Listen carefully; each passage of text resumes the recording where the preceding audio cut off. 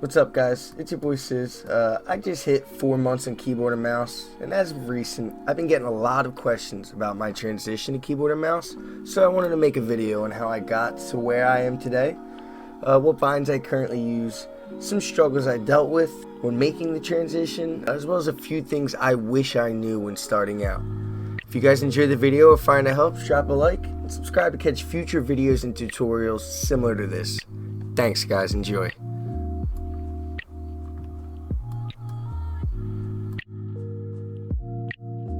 Alright, let me start this video by saying not everyone needs to switch to keyboard and mouse. I played controller on PC for about 3 months, and the reason I switched over is because I felt like I wasn't progressing any further on controller.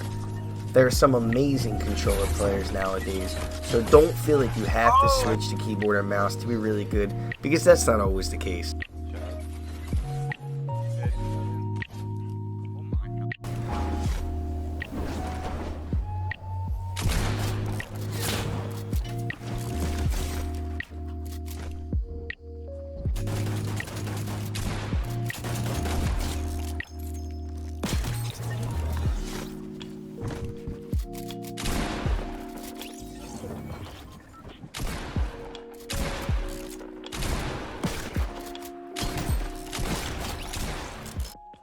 Alright, so let's talk about binds and how I found binds that work for me.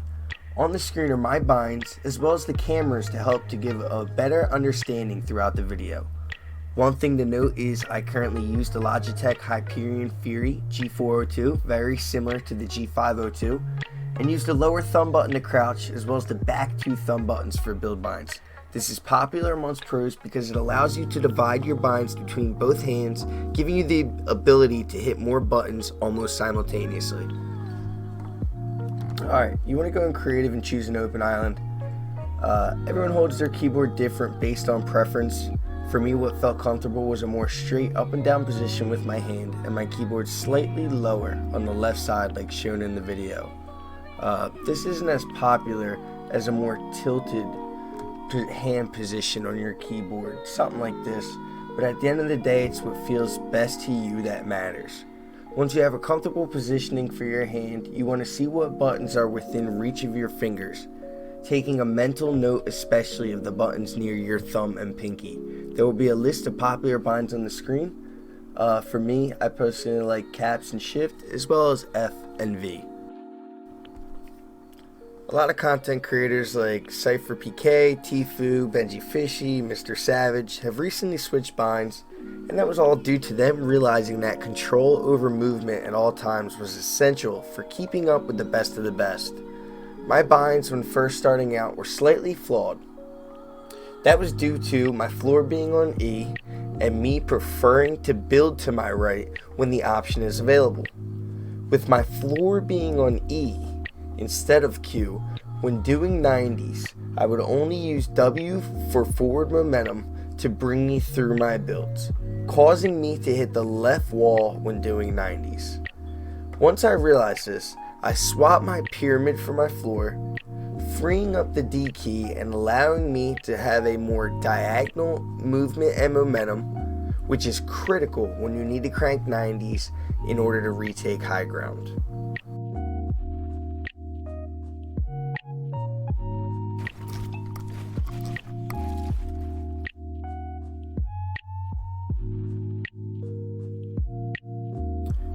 If I had to start over completely, knowing what I knew now, I would have started with build binds other than Q and E for floor and pyramid. I personally didn't like weapon slots 1 and 2. They didn't feel comfortable for my fingers at all. So I put my pump on shift, and I put my SMG on caps, both for my pinky finger. My reasoning for this at the time was due to my playstyle mostly. I prefer to play aggressive and engage in a lot of close quarter combats. Getting to my pump with my pinky seemed great at the time, but if I had to do it all over again, I would put these weapon slots on Q and E and use caps and shift for floor and pyramid. What that would do in theory is give me full range of motion with my character when I'm forced to build to my left. With my current binds, I have to stop my left momentum in order to hit the floor when doing left 90s. This in theory stops me from being able to do left 90s as fast as someone who has full range of motion at all times. Think about this when you choose your binds.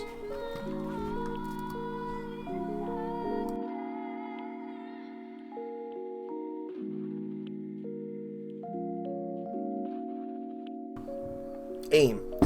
I think aim and sensitivity are one of the most overlooked categories when switching to keyboard and mouse. There are two categories as far as aiming, one being a wrist aimer with really high sense, and the other being an arm aimer with really low sense. Both have their benefits and struggles, but arm is definitely more popular as it's easier to learn. In my opinion, you want a big mouse pad starting out. Mine's about 1.5 feet both ways. And I use 1050 for my DPI and 0.040 for my X and Y sensitivity in-game. A good rule of thumb when first choosing your sense is you want to be able to do about a 360 turn when moving from one side of your mouse pad to the other, and then adjust it from there based off of what feels comfortable. I initially started on a higher sensitivity than what I'm at now, but realized that while my building felt really good, I was overreacting in close quarter combats, causing me to miss too many shotgun shots during fights. At the end of the day, you will need to hit those shots in order to improve and be considered a good player.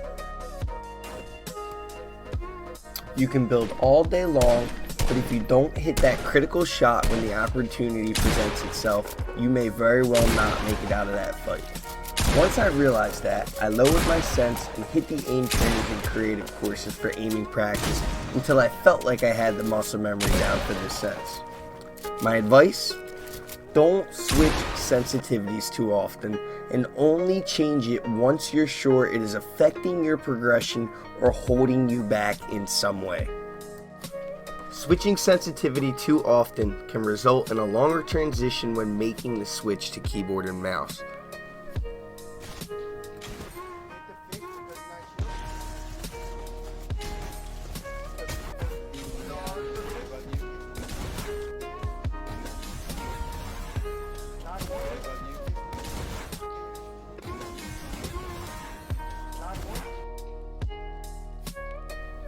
Routine and struggles. My first month or so during my switch consisted of mostly free building, playground, and edit courses. This was to get the basic movements down as well as practicing basic build techniques. I started with very basic things for the first week or so and focused on just them and getting a feel for the movement on keyboard. The first week consisted of basic ramping techniques such as ramp wall, floor ramp wall, double ramping, and simple editing techniques such as ramping pyramid edits and basic stair and wall edits and resets. These are basic mechanics for Fortnite as a whole and definitely a great starting point when making the transition, as you will use most of these in every match. By the first week I had most of these down pretty well, so the next few weeks I was focusing on more technical builds such as double floor ramp walls, 90s, and combining a few simpler build patterns together to create more technical builds to work on. Simpler edit courses are amazing for starting out, as a good edit course can cover basically everything you will need to be able to do in a public match. I know a lot of this may seem repetitive, and that's because it is. The more you practice these things, the faster you will build muscle memory, which is basically what Fortnite is in a nutshell. I still use simple edit courses to warm up, as you can never practice too much, even with the basic mechanics. There's a reason that the best players in the world still start warm-ups with basic mechanics. Even after you get these simple mechanics down, keep practicing. Once you feel more comfortable with the basics, I recommend adding a harder edit course as well to your warm-up to really push yourself and to work on your editing speed.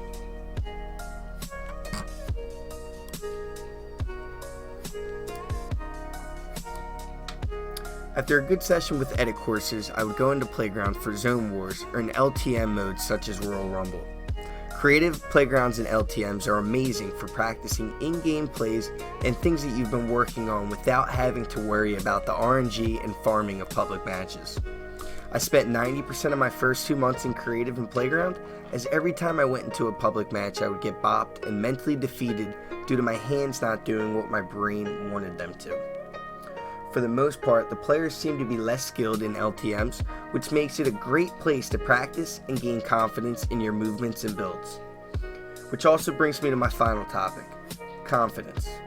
Confidence is key to being a good player. Now, I am not saying you have to go through public matches screaming, "I'm the best." Being overconfident can actually be detrimental to growing as a well-rounded player. What I am saying is you have to have confidence in yourself that you can perform with the skills needed to carry yourself through a match no matter what is thrown at you. If you get into a tough situation in a game and immediately say to yourself, "I'm probably dead here," then you probably are. And that's because mentally you have already accepted dying in that situation. You need to have the confidence in yourself to perform the correct builds at the proper times, as well as confidence in your shot so that when the opportunity presents itself, you're mentally prepared. Being confident can be hard for the first few months while building muscle memory, but will improve over time. Once you have an understanding for keyboard and mouse, just stay consistent on your practice routine, and the confidence will come once the muscle memory starts kicking in. For me, my second month is when I really started getting the hang of building and putting it all together, and really started gaining confidence in my third month of the transition. Everyone is different for how fast or slow they progress, but hopefully this video helps make the transition a little bit easier for you.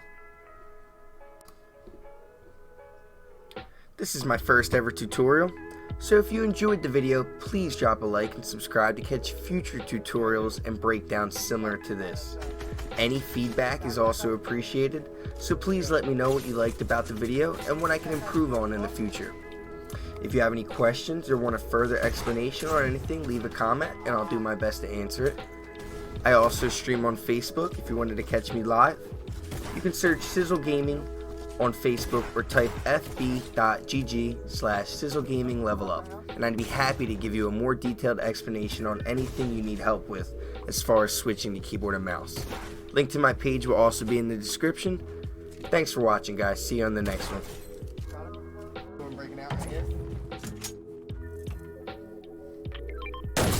85 white this guy. One shot. Add one. Got him. Right, midway up that roof. Oh, someone's shooting at me? Yep. Sending my stinks. He's one shot. Going. There we go. Oh my god, No, just quick scoped him out of the air, bro. No.